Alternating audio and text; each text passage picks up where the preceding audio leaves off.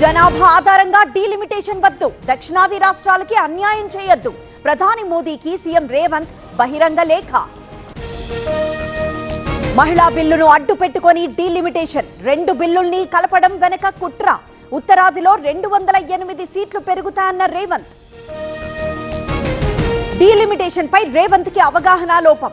మహిళా కోటాను రాజకీయం చేయొద్దన్న కిషన్ రెడ్డి.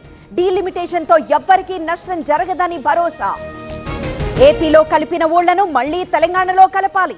భద్రాచలం సభలో అన్ని పార్టీల డిమాండ్. ఆ పంచాయతీలలో ఆలయ భూములున్నాయన్న తెల్లం. ఈ నెల 22 నుంచి టీజేఎస్ఆర్టీసీ సమ్మె. మార్చి 13నే సమ్మె నోటీసులు ఇచ్చాం. ప్రభుత్వం నుంచి స్పందన రాలేదన్న కార్మిక నేతలు. డీరెగ్యులేషన్ ఫేజ్ 2 విధానాలపై సీఎం సమీక్ష. పరిశ్రమల ఏర్పాటుకున్న అడ్డంకులపై చర్చ. కేంద్ర ప్రతిపాదనలపై అధికారులతో రివ్యూ. అమరావతి గుదిబండలా మారుతుంది. మావిగన్ అంటే 2 రోజులు ట్రోల్ చేశారు. సీఎం తీరుతో ఏపీ నాశనమవుతోందన్న పేర్ని. రాష్ట్రపతిని కలిసిన లోకేష్, ఎన్డీఏ ఎంపీలు. అమరావతి బిల్లుపై రాష్ట్రపతికి కృతజ్ఞతలు. రైతుల్ని ముర్ము ప్రశంసించారన్న ఎంపీ కలిశెట్టి. నిధులు విడుదల కావడం లేదన్న పోచారం. ఆర్థిక ఇబ్బందుల దృష్ట్యా ఆలస్యమవుతోందన్న మహేష్. ఫోన్ లిఫ్ట్ చేయడం లేదన్న ఆరోపణకి పొన్నం ఖండన. ఫోన్ల కొనుగోలులో అవినీతి అబద్ధం. కేసీఆర్ కు సీతక్క లీగల్ నోటీస్. క్షమాపణ చెప్పాలని డిమాండ్.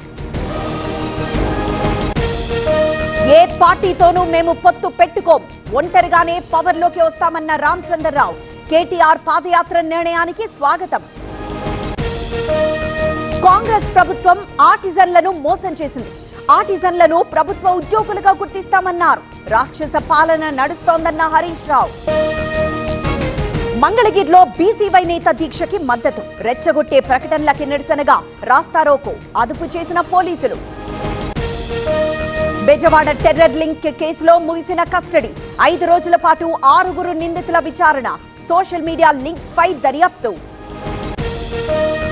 పంజాగుట్ట పోలీస్ స్టేషన్ లో హై డ్రామా. న్యాయవాది సుబ్బారావు డ్రంక్ అండ్ డ్రైవ్ పరీక్ష.